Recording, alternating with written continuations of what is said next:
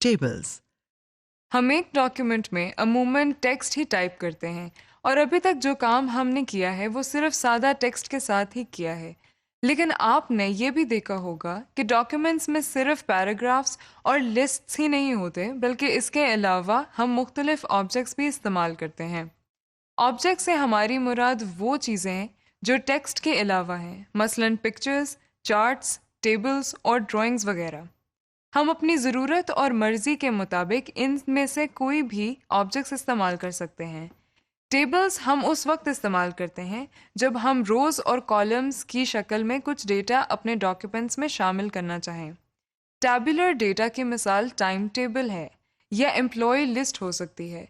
इसके अलावा हम प्रोडक्शन सेल रिपोर्ट को भी टेबल की शक्ल में दिखा सकते हैं।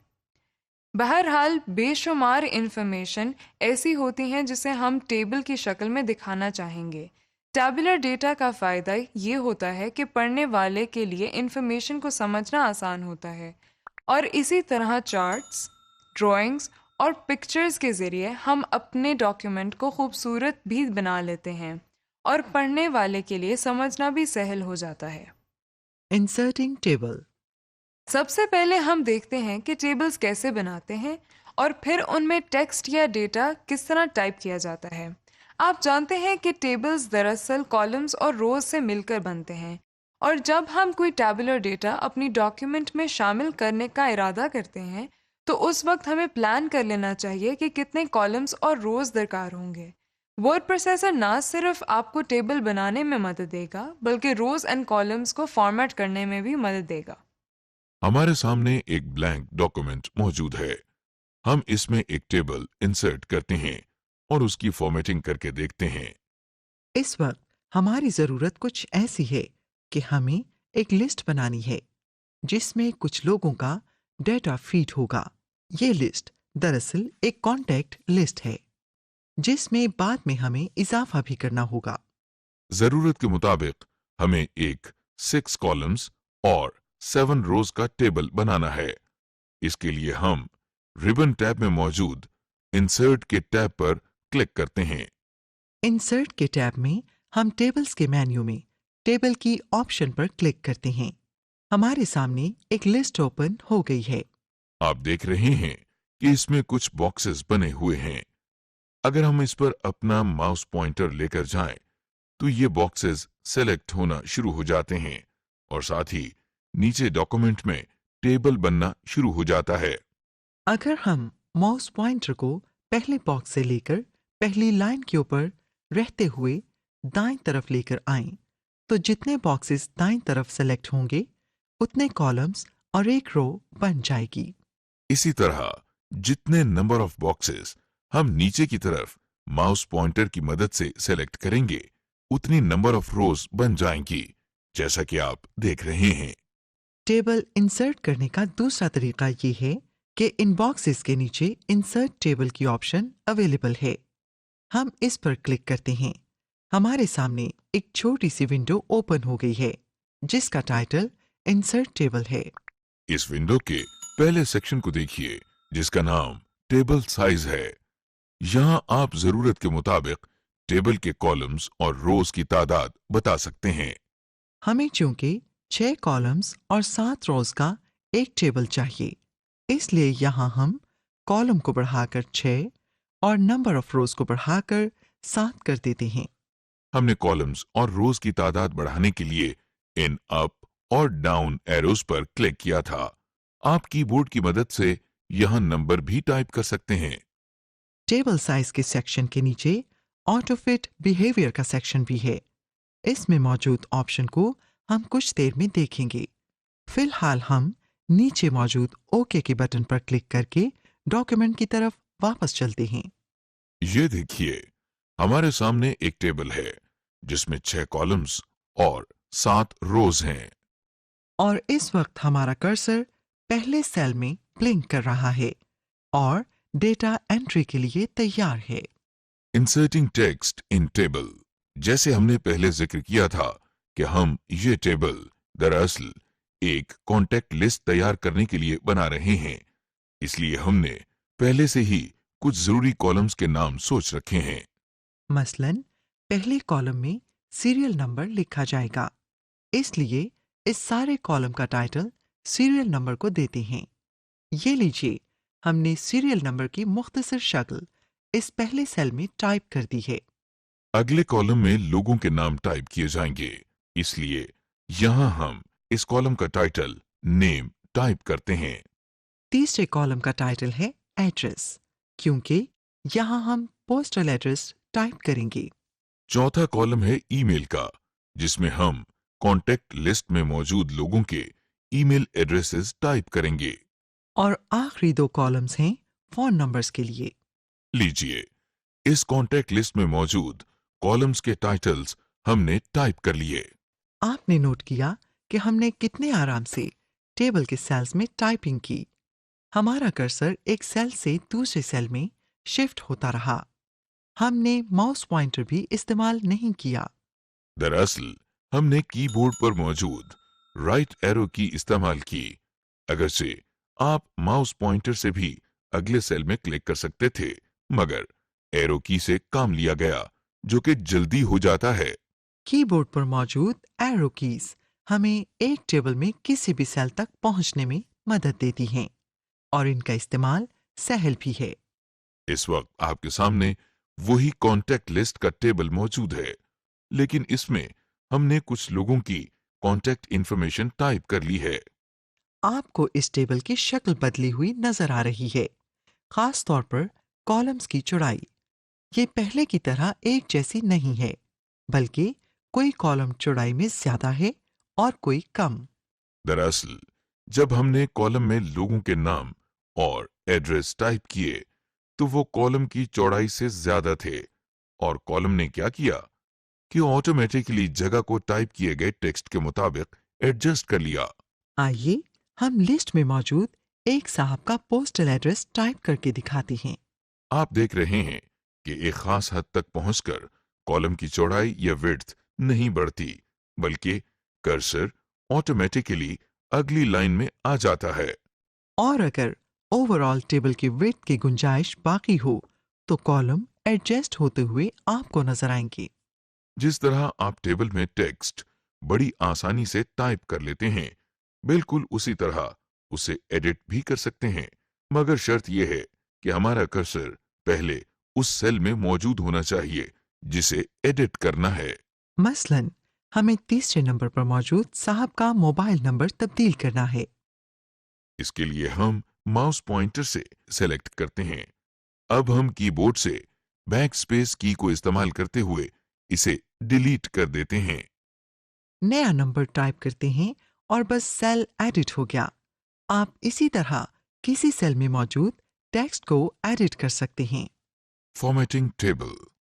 जब हम एक टेबल में डेटा फीड करते हैं, तो आप देख चुके हैं कि कॉलम की चौड़ाई या रोज की ऊंचाई ऑटोमेटिकली एडजस्ट होती है। अगर आप कॉलम्स की विड्थ और रोज की हाइट खुद तब्दील करना चाहें या ज़रूरत के मुताबिक एडजस्ट करना चाहें, तो ऐसा मुमकिन है। आपके सामने हमारी बनाई हुई कॉन्टेक्ट लिस्ट मौजूद है। हम चाहते हैं कि नेम के कॉलम की विड्थ को बढ़ा दिया जाए। कॉलम विड्थ को एडजस्ट करने के लिए हम माउस पॉइंटर का इस्तेमाल करते हैं। हम बहुत एहतियात के साथ माउस पॉइंटर को नेम कॉलम के बाएं जानिब मौजूद लाइन पर लेकर जाते हैं। क्या आपने नोट किया कि माउस पॉइंटर की शक्ल तब्दील हो गई है? ये अब आपको डबल हेडेड एरो की शक्ल में नजर आ रहा है। इस वक्त हम लेफ्ट माउस बटन को क्लिक करते हैं और बटन को दबाए रखते हुए रिलीज नहीं करते। अब एहतियात के साथ माउस पॉइंटर को बाएं जानिब ड्रैग करते हैं। आप देख रहे हैं कि इस सीरियल नंबर के कॉलम की विड्थ कम हो रही है, लेकिन साथ ही नेम कॉलम की विड्थ में इजाफा हो रहा है। लीजिए, नेम कॉलम की विड्थ में इजाफा हो गया। आप सोच रहे होंगे कि हमने कॉलम के बाएं जानिब वाली लाइन को क्यों ड्रैग नहीं किया। क्या ये काम दाएं लाइन को ड्रैग करने से नहीं हो सकता था? क्यों नहीं, बिल्कुल हो सकता है। दरअसल बाएं जानिब ड्रैग करने से सीरियल नंबर का कॉलम चौड़ाई में कम हुआ और उसमें गुंजाइश भी थी। अगर दाएं लाइन को ड्रैग करते तो एड्रेस कॉलम की चौड़ाई कम हो जाती, जिसमें गुंजाइश नहीं है। जैसे कॉलम की विड्थ को बढ़ाया या कम किया जा सकता है, उसी तरह रोज की हाइट को भी कम या ज्यादा किया जा सकता है। इसके लिए हम मुतालिका रो की टॉप या बॉटम रो पर माउस पॉइंटर लेकर आते हैं। आप देख रहे हैं कि माउस पॉइंटर की शक्ल डबल हेडेड एरो में तब्दील हो गई है, मगर इसका रुख मुख्तलिफ है। कॉलम की विड्थ एडजस्ट करने के लिए एरो का रुख दाएं और बाएं जानिब था, लेकिन इस मर्तबा रुख ऊपर और नीचे की तरफ है, जिसका मतलब यह है कि रो की एज को ड्रैग करके इसकी हाइट कम या ज्यादा कर सकते हैं। अब हम लेफ्ट माउस बटन को प्रेस करते हैं और इसे रिलीज किए बगैर रो एज को नीचे की तरफ ड्रैग करते हैं। ये देखिए, रो की हाइट बढ़ गई है। रो की हाइट को अगर कम करना हो तो फिर इस एज को ऊपर की जानिब ड्रैग करते हैं। एक बात याद रखिए कि कॉलम हो या रो, एक खास हद से ज्यादा इसकी हाइट या विड्थ को कम नहीं कर सकते, क्योंकि उस हद से कम कर दिया जाए तो फिर उसमें टेक्स्ट टाइप ही नहीं हो सकता। वैसे तो यही रिकमेंड करते हैं कि जब आप टेबल बनाने का इरादा कर लें तो प्लान बना लें कि आपको कितने कॉलम और कितनी रोज दरकार हैं। लेकिन अगर जरूरत के तहत रोज और कॉलम में इजाफा करना हो तो ये काम भी वर्ड प्रोसेसिंग की मदद से बआसानी किया जा सकता है। सबसे पहले हम देखते हैं कि एक कॉलम का इजाफा कैसे किया जाता है। मसलन, हमने जो एक कॉन्टैक्ट लिस्ट बनाई है, इसमें हमें एक कॉलम का इजाफा करना है जिसमें इन तमाम लोगों की डेट ऑफ बर्थ लिखी जाएगी। अब फैसला करना है कि ये कॉलम्स कहाँ ऐड किए जाएं। मुनासिब तो ये है कि डेट ऑफ बर्थ का कॉलम नेम के कॉलम के बाद हो। इसलिए हम माउस पॉइंटर की मदद से पहले उस सेल में एक मर्तबा क्लिक कर लेते हैं जहां नेम लिखा है। आप देख रहे हैं कि रिबन बार में टेबल टूल्स के नीचे दो रिबन टैब्स डिजाइन और लेआउट के नाम से ऐड हो गए हैं। अब हम टेबल टूल्स में मौजूद लेआउट की टैब पर क्लिक करते हैं। हमारे सामने रिबन बार की लिस्ट ओपन हो गई है। इस रिबन बार में रोज एंड कॉलम्स के मेन्यू में आपको दो ऑप्शंस नजर आ रही हैं, इंसर्ट लेफ्ट और इंसर्ट राइट। अभी कुछ देर पहले हमने नेम कॉलम में माउस पॉइंटर से क्लिक किया था और इरादा ये था कि इसके दाएं जानिब कॉलम का इजाफा किया जाए। अब इस प्लान के मुताबिक हम इंसर्ट राइट की ऑप्शन पर क्लिक करते हैं। ये देखिए, एक एक्स्ट्रा कॉलम नेम कॉलम के बाद ऐड हो गया है। कॉलम इंसर्ट करने के बाद रो इंसर्ट करने का तरीका देखते हैं। मसलन इस वक्त हम चाहते हैं कि तीसरे और चौथे नंबर पर जो साहब हैं उनके दरमियान एक और रो ऐड करें और एक नए साहब का डेटा शामिल कर दें। इसके लिए हम जहां सीरियल नंबर 3 लिखा है वहां माउस पॉइंटर से क्लिक करते हैं ताकि कर्सर वहां आ जाए। इसके बाद हम टेबल टूल्स में मौजूद लेआउट की टैब पर क्लिक करते हैं। जो लिस्ट ओपन हो गई है, यहाँ पर हमें रोज एंड कॉलम्स के मेन्यू में दो ऑप्शंस नजर आ रही हैं, इंसर्ट अबव और इंसर्ट बिलो। आपको याद है, हमने सीरियल नंबर 3 वाली रो में इसलिए क्लिक किया था ताकि उसके बाद एक रो का इजाफा करें। लिहाजा इस वक्त हम इंसर्ट बिलो की ऑप्शन पर क्लिक करते हैं। ये देखिए, एक रो का इजाफा हो गया है और पहले से मौजूद रोज नीचे की तरफ पुश हो गई हैं। कॉलम की निस्बत रोज में इजाफा करना सहल है। जिस तरह हम अपनी जरूरत के लिए कॉलम और रोज इंसर्ट कर सकते हैं, उसी तरह गैर जरूरी रोज और कॉलम्स को डिलीट भी किया जा सकता है। लेकिन एक फर्क है, वो ये कि इंसर्शन के वक्त हमने एक वक्त में एक कॉलम या एक रो ही इंसर्ट की थी, मगर डिलीट करते हुए हम एक से ज्यादा रोज या एक से ज्यादा कॉलम्स को डिलीट कर देंगे। कॉलम या रोज को डिलीट करने के लिए पहले उन्हें सेलेक्ट करने का तरीका आना चाहिए। उसके बाद उन्हें डिलीट करना आसान है। सबसे पहले देखते हैं कि कॉलम को कैसे डिलीट करना है। डिलीशन से पहले कॉलम को सिलेक्ट करना पड़ता है। हम अपने माउस पॉइंटर की मदद से पूरे कॉलम को सिलेक्ट कर सकते हैं। इसके लिए हम माउस पॉइंटर को कॉलम के बिल्कुल ऊपर वाली एज के करीब लेकर आते हैं। आप लेसन एरिया में देख रहे हैं कि कॉलम के ऊपर माउस पॉइंटर की शक्ल एक इन्वर्टेड एरो की तरह है। इस वक्त अगर हम लेफ्ट माउस बटन से एक मर्तबा क्लिक करते हैं तो एक पूरा कॉलम सिलेक्ट हो जाता है। कॉलम को सिलेक्ट करने के बाद हम लेआउट टैब में मौजूद रोज एंड कॉलम्स की लिस्ट में से डिलीट के ऑप्शन पर जाते हैं।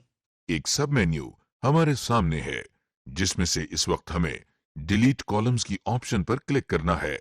जैसे ही हमने डिलीट कॉलम्स की ऑप्शन पर क्लिक किया तो आपने देखा कि हमारा सिलेक्टेड कॉलम भी डिलीट हो गया है। इसी तरह हम एक से ज्यादा कॉलम्स को सिलेक्ट करके डिलीट कर सकते हैं। ज्यादा कॉलम्स को सिलेक्ट करने के लिए एक बार फिर हम माउस पॉइंटर को पहले कॉलम की टॉप एज के पास लेकर जाते हैं। ये देखिए, माउस पॉइंटर तब्दील होकर इन्वर्टेड एरो बन गया है। अब हम लेफ्ट माउस बटन को प्रेस करते हैं और रिलीज किए बगैर दाएं जानिब ड्रैग करते हैं। आप देख रहे हैं कि इस वक्त 3 कॉलम सिलेक्ट हो चुके हैं। अब हम दोबारा लेआउट टैब में मौजूद रोज एंड कॉलम्स की लिस्ट में डिलीट के ऑप्शन पर जाते हैं। एक सब मेन्यू हमारे सामने है। यहां से एक बार फिर डिलीट कॉलम्स की ऑप्शन पर क्लिक करते हैं क्योंकि हमें सिलेक्टेड कॉलम्स को डिलीट करना है। ये देखिए, क्लिक करते ही तीनों सिलेक्टेड कॉलम्स डिलीट हो गए हैं। कॉलम्स को डिलीट करने के बाद देखते हैं कि सिलेक्टेड रोज को कैसे डिलीट किया जाता है। कॉलम्स की तरह रोज को सिलेक्ट करना भी कोई मुश्किल काम नहीं। हम जिस रो को डिलीट करना चाहते हैं उसके लेफ्ट मार्जिन की तरफ माउस पॉइंटर लेकर जाते हैं। ये देखिए, माउस पॉइंटर का रुख तब्दील हो गया है और अब ये राइट पॉइंटिंग एरो बन गया है। इस वक्त अगर हम एक मर्तबा लेफ्ट माउस बटन से क्लिक करेंगे तो एक मुकम्मल रो सिलेक्ट हो जाएगी। ये देखिए, रो सेलेक्ट हो गई और अगर लेफ्ट माउस बटन को रिलीज किए बगैर माउस पॉइंटर को ऊपर या नीचे ड्रैग करेंगे तो मल्टीपल रोज को सेलेक्ट कर सकेंगे, जैसा कि आप रोज को सिलेक्ट होता हुआ देख रहे हैं। सिलेक्टेड रोज को डिलीट करने के लिए हम रोज एंड कॉलम मेन्यू में मौजूद डिलीट के ऑप्शन को ओपन करते हैं और इसमें से डिलीट रोज पर क्लिक कर देते हैं। लीजिए, जो रोज हमने सेलेक्ट की थी वो सब डिलीट हो गईं। सेलेक्टेड रोज या कॉलम को हम एक कीबोर्ड शॉर्टकट की मदद से भी डिलीट कर सकते हैं। जैसा कि हमने पहले रोज और कॉलम्स को सिलेक्ट किया था, बिल्कुल उसी तरह हम लेसन एरिया में नजर आने वाले टेबल में से भी एक रो सिलेक्ट कर रहे हैं। इसके बाद कीबोर्ड से पहले शिफ्ट का बटन प्रेस करते हैं और उसे रिलीज किए बगैर डिलीट का बटन भी एक मर्तबा प्रेस कर देते हैं। ये देखिए, जो रोज सेलेक्टेड थीं वो डिलीट हो गई हैं। हमने टेबल बनाना और उसके रोज और कॉलम्स को मैनेज करना तो सीख लिया, लेकिन अभी तक हमारे टेबल की शक्ल बिल्कुल सीधी सादी है, यानी इसकी कोई खास फॉर्मेटिंग नहीं की गई। टेबल की फॉर्मेटिंग में इसके बॉर्डर स्टाइल, टेबल स्टाइल्स के अलावा सेल्स की शेडिंग भी शामिल है। सबसे पहले हम टेबल्स के बॉर्डर्स की सेटिंग करके देखते हैं, लेकिन एक जरूरी बात आपको पहले ही बता दें कि पूरे टेबल में कोई कॉलम या रो हो उसकी फॉर्मेटिंग से पहले उसे सिलेक्ट करना होगा। आइए सबसे पहले टेबल की फॉर्मेटिंग की तरफ चलते हैं। फॉर्मेटिंग से पहले हमें टेबल को सेलेक्ट करना है, जिसका तरीका बहुत आसान है। आप देख रहे हैं कि डॉक्यूमेंट में एक ब्लैंक टेबल मौजूद है। इस टेबल की रोज को ड्रैग करके उनकी हाइट बढ़ाई गई है ताकि हमें तमाम बॉर्डर्स वाज़ेह नजर आएं। जैसे ही हम माउस पॉइंटर को इस टेबल पर लेकर आते हैं तो देखिए, टॉप लेफ्ट कॉर्नर पर आपको एक छोटा सा बॉक्स नजर आ रहा है। इस बॉक्स में आपको एक 4 हेडेड एरो भी नजर आ रहा है। हम जैसे ही माउस पॉइंटर को इस छोटे से बॉक्स पर लेकर जाते हैं तो पॉइंटर के साथ 4 हेडेड एरो भी बन जाता है। अब हमें इसी जगह पर माउस पॉइंटर से क्लिक करना है। ये देखिए, क्लिक करते ही पूरा टेबल सेलेक्ट हो गया है।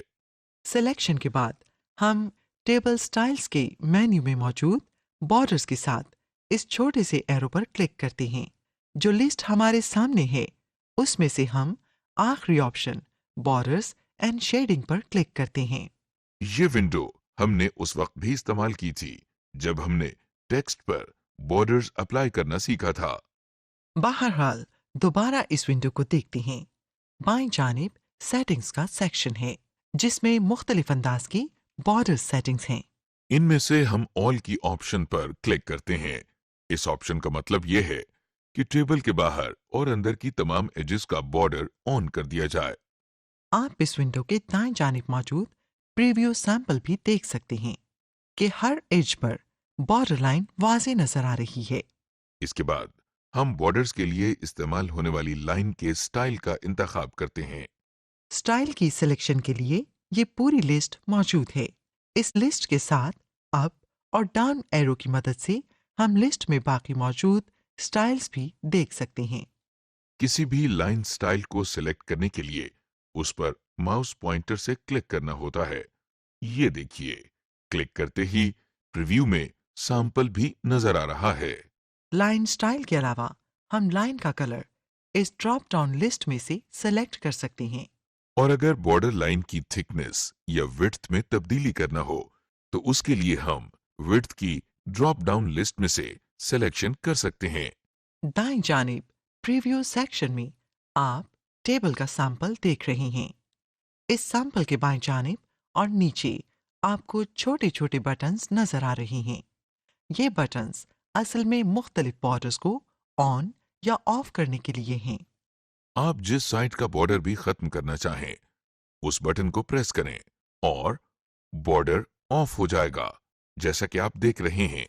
लेकिन फिलहाल हम सारे बॉर्डर्स को ऑन ही रखना चाहते हैं। इन बेसिक सेटिंग्स के बाद हम इस विंडो के नीचे की जानिब मौजूद ओके के बटन पर लेफ्ट माउस बटन से एक मर्तबा क्लिक करते हैं। ये देखिए, टेबल्स के तमाम सेल्स और एजेस पर हमारा सेलेक्टेड बॉर्डर अप्लाई हो चुका है। अगर हम चाहें तो सिर्फ किसी एक रो या किसी एक कॉलम को भी सेलेक्ट करके बॉर्डर अप्लाई कर सकते हैं। मसलन हम ये चाहते हैं कि जो रो इस टेबल में कॉलम हेडिंग के तौर पर इस्तेमाल होती है उसका बॉर्डर स्टाइल और सेल कलर बाकी तमाम से मुख्तलिफ हो। इसके लिए हमें सिर्फ टॉप रो को सेलेक्ट करना है। इसका तरीका हम पहले भी देख चुके हैं, यानी माउस पॉइंटर को रो के बिल्कुल लेफ्ट एज पर लेकर जाते हैं यहाँ तक कि हमें राइट पॉइंटिंग एरो नजर आए। इस वक्त हम सिंगल क्लिक से पूरी रो को सेलेक्ट कर लेते हैं। रो की सिलेक्शन के बाद हम दोबारा टेबल स्टाइल्स के मेन्यू में मौजूद बॉर्डर्स के साथ इस छोटे से एरो पर क्लिक करते हैं जो लिस्ट हमारे सामने है। इसमें से हम आखिरी ऑप्शन बॉर्डर्स एंड शेडिंग पर क्लिक करते हैं। हमारे सामने वही बॉर्डर एंड शेडिंग की विंडो ओपन हो गई है। पहले की तरह ऑल के बॉक्स को क्लिक करके सेलेक्ट करते हैं। इसके बाद लाइन स्टाइल को सेलेक्ट करते हैं। हम चूंकि सेल का कलर भी चेंज करना चाहते हैं, इसलिए हम इस विंडो में ऊपर मौजूद तीसरे टैब जिसका नाम शेडिंग है इस पर क्लिक करते हैं। शेडिंग के पैनल में बाएं जानिब आपको फिल की ऑप्शन के नीचे एक ड्रॉप डाउन लिस्ट नजर आ रही है।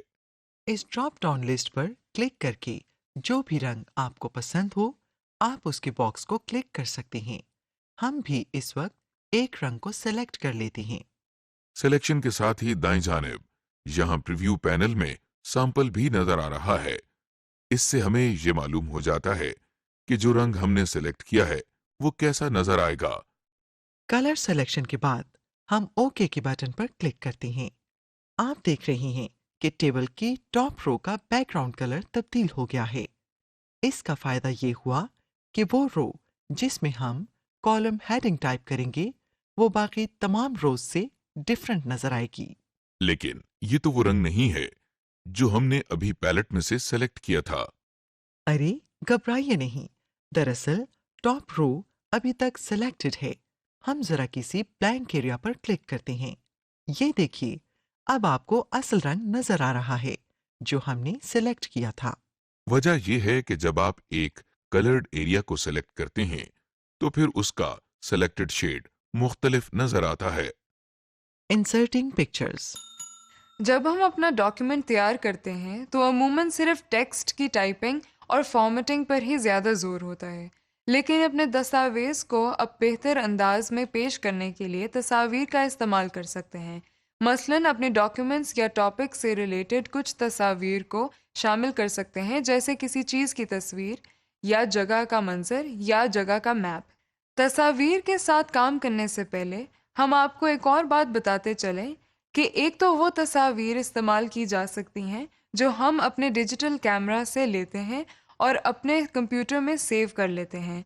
दूसरी तस्वीर वो हैं जो कंप्यूटर में पहले से ही मौजूद होती हैं और इन्हें कंप्यूटर सॉफ्टवेयर के ज़रिए ही बनाया गया होता है।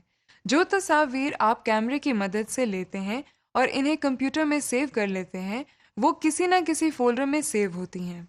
जैसे लाइब्रेरीज़ के फ़ोल्डर के अंदर पिक्चर्स का एक फ़ोल्डर अमूमन ऐसे ही पिक्चर्स के लिए होता है।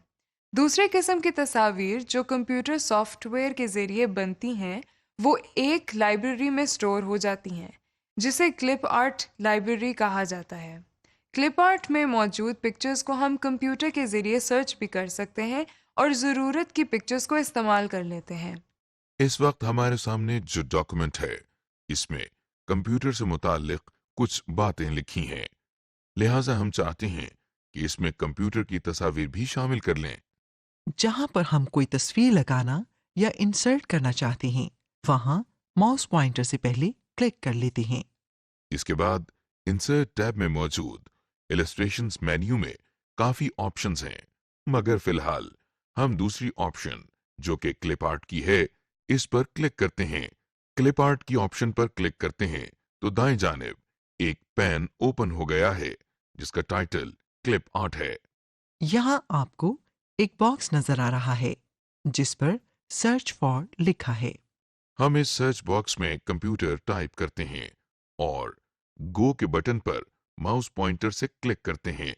वैसे आप कीबोर्ड से एंटर की भी प्रेस कर सकते हैं। ये देखिए, जैसे ही हमने गो के बटन पर क्लिक किया तो कंप्यूटर ने क्लिप आर्ट में से कंप्यूटर से मुतालिक तस्वीर तलाश कर ली हैं और वो यहाँ नीचे उन्हें दिखा रहा है।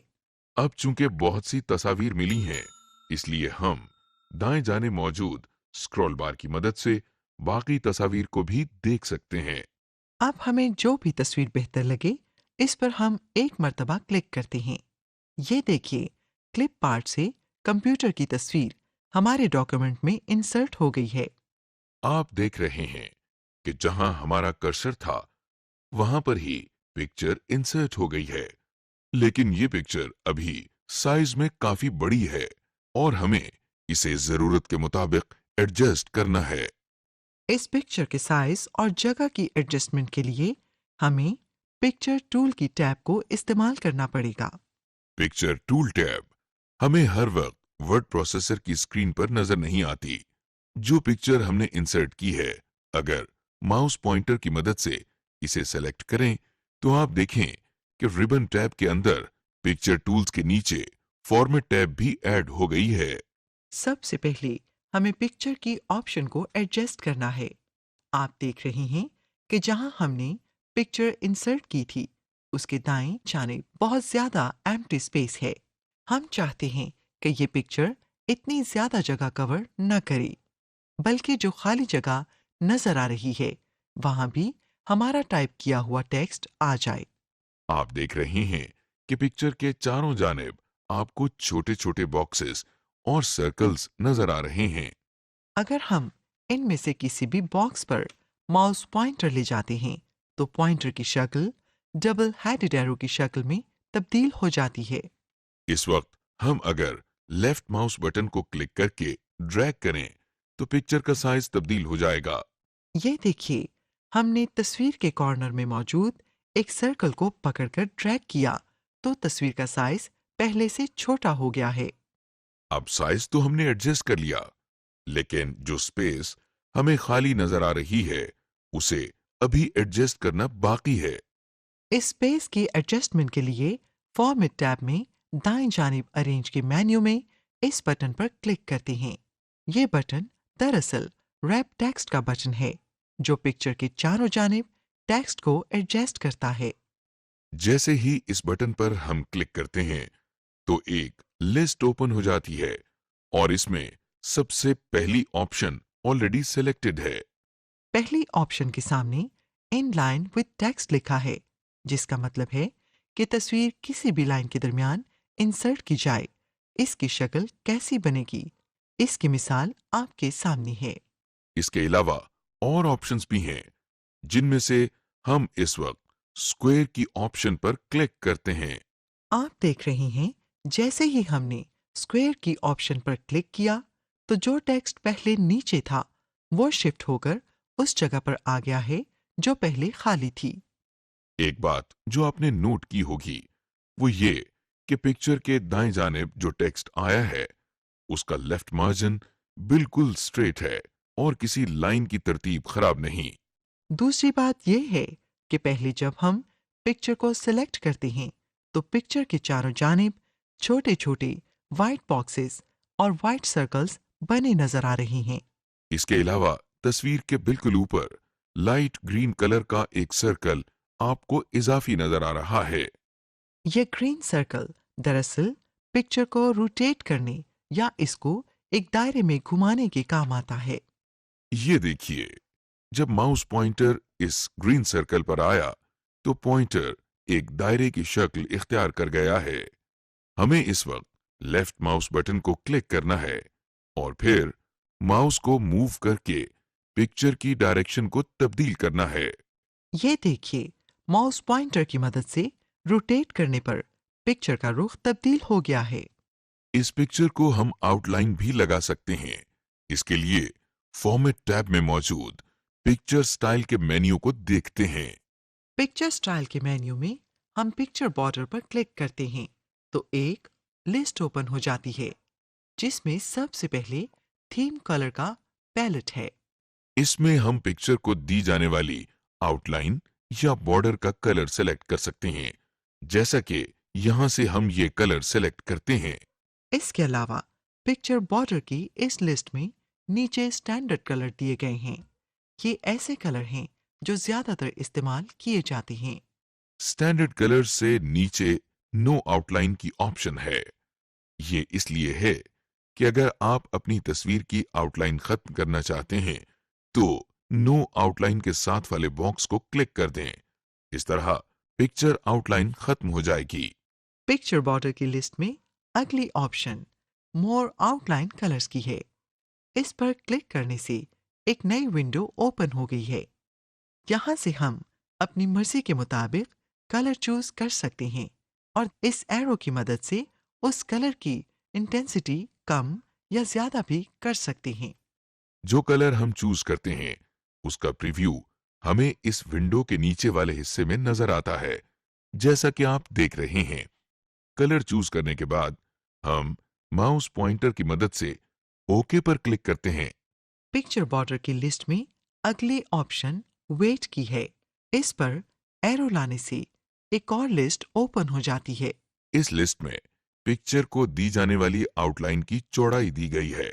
हम यहां से 3 पॉइंट पर क्लिक करते हैं और ये देखें, हमारी तस्वीर को आउटलाइन लग गई है। पिक्चर बॉर्डर की ड्रॉप डाउन लिस्ट में आखिरी ऑप्शन डैशेस की है। इस पर एरो लाने से हमारे सामने आउटलाइन के मुख्तलिफ स्टाइल दिए गए हैं। यहाँ से हम अपनी मर्जी से किसी भी स्टाइल का इंतखाब कर सकते हैं। पिक्चर बॉर्डर के बाद अरेंज के मेन्यू में रोटेट का बटन है जो एक सिलेक्टेड पिक्चर को रोटेट या फ्लिप करता है। हमने पहले भी एक ऑप्शन इस्तेमाल की है जिसमें हमने पिक्चर के टॉप एज पर मौजूद ग्रीन सर्कल को इस्तेमाल किया था। ग्रीन सर्कल को मूव करके हम पिक्चर का कोई भी एंगल सेट कर सकते हैं, जबकि ये बटन पिक्चर को सिर्फ 90 डिग्रीज पर रोटेट कर सकता है। फॉर्मेट टैब में अगला मेन्यू साइज का है। साइज के मेन्यू में क्रॉप का बटन है। क्रॉप बटन की मदद से हम पिक्चर के किसी भी गैर जरूरी हिस्से की कटिंग कर सकते हैं। जब हम किसी पिक्चर को सेलेक्ट करने के बाद क्रॉप का बटन प्रेस करते हैं तो उसके चारों जानिब कुछ लाइंस लगी हुई नजर आती हैं और जब हम उन पर माउस पॉइंटर लेकर जाते हैं तो देखिए इसकी शक्ल बदल गई है। इस वक्त हम एक जानिब की एज पर माउस पॉइंटर लाते हैं, लेफ्ट माउस बटन को प्रेस करके दबाए रखते हैं और फिर माउस पॉइंटर को ड्रैग करते हैं। आपने देखा कि हमने माउस पॉइंटर को जितना ड्रैग किया है तस्वीर के उतने ही हिस्से की कटिंग हो गई है। रीसाइज और क्रॉप में यही फर्क है कि रीसाइज से तस्वीर स्ट्रेच हो जाती है, जबकि क्रॉप करने से तस्वीर का मुंतखब करदा हिस्सा कट जाता है। क्रॉप के बटन के बाद हमारे पास फॉर्मेट टैब के नीचे एडजस्ट के मेन्यू में करेक्शन का बटन है जो तस्वीर की ब्राइटनेस और कंट्रास्ट को तब्दील करने के लिए है। करेक्शन के बटन पर क्लिक करने से हमारे सामने एक लिस्ट आ गई है जिसमें कंट्रास्ट और ब्राइटनेस की मुख्तलिफ ऑप्शंस दी गई हैं। यहाँ से हम मुनासिब ब्राइटनेस और कंट्रास्ट की ऑप्शन को सेलेक्ट कर लेते हैं। इसके अलावा हम करेक्शन के बटन पर क्लिक करते हैं तो हमें नीचे मजीद पिक्चर करेक्शन ऑप्शंस नजर आती हैं। इन ऑप्शंस पर क्लिक करके फॉर्मेट पिक्चर की विंडो ओपन हो जाती है जहां से हम अपनी तस्वीर को मजीद बेहतर कर सकते हैं। एक बात का ख्याल रखना चाहिए कि ब्राइटनेस में इजाफा करने से पिक्चर में सफ़ेद रंग बढ़ जाता है, जबकि कंट्रास्ट में अगर इजाफा किया जाए तो रंग ज्यादा वाज़ेह हो जाते हैं। इसके अलावा कलर का बटन भी है जिस पर क्लिक करें तो हमें 4 ऑप्शंस नजर आती हैं। पहली ऑप्शन मुख्तलिफ कलर टोन्स की है, जिसका मतलब है कि हम पिक्चर को मुख्तलिफ कलर टोन्स मसलन ग्रे स्केल, सिपिया, वॉश आउट या ब्लैक एंड वाइट कर सकते हैं। ब्लैक एंड वाइट के ऑप्शन को सेलेक्ट करने से एक कलर पिक्चर भी प्योर ब्लैक एंड वाइट में तब्दील हो जाती है। वॉश आउट की ऑप्शन से भी तस्वीर के रंग बहुत हल्के या मध्यम हो जाते हैं। दूसरी ऑप्शन मोर वेरिएशंस की है। इस पर एरो लाने से एक लिस्ट ओपन हो जाती है जिससे तस्वीर के रंग हम अपनी मर्जी के शेड में तब्दील कर सकते हैं। अगला बटन सेट ट्रांसपेरेंट कलर का है। जब हम इस बटन पर क्लिक करते हैं तो हमारा एरो एक मार्कर की शक्ल का हो जाता है। इस मार्कर की शक्ल को ले जाकर अपनी तस्वीर के जिस हिस्से पर हम क्लिक करते हैं उसके अंदर से रंग गायब हो जाते हैं और हमारी तस्वीर का वो हिस्सा ट्रांसपेरेंट हो जाता है। कलर के मेन्यू में आखिरी ऑप्शन कलर पिक्चर ऑप्शन की है। इस ऑप्शन से भी हम वही काम लेते हैं जैसे कि मोर वेरिएशंस की ऑप्शन से अपनी मर्जी के रंग का इंतखाब किया था। समरी। इस लेसन में आपने सीखा कि वर्ड प्रोसेसिंग सॉफ्टवेयर की मदद से टेबल्स कैसे बनाए जाते हैं, टेबल में मौजूद कॉलम्स की विड्थ और रो की हाइट को कैसे तब्दील करते हैं, टेबल में कॉलम्स और रोज कैसे इंसर्ट की जाते हैं और इन्हें डिलीट कैसे किया जाता है, एक टेबल के मुख्तलिफ हिस्सों की फॉर्मेटिंग कैसे की जाती है, और आखिर में ये देखा कि डॉक्यूमेंट फाइल में पिक्चर्स या इमेजेस का इस्तेमाल कैसे किया जाता है।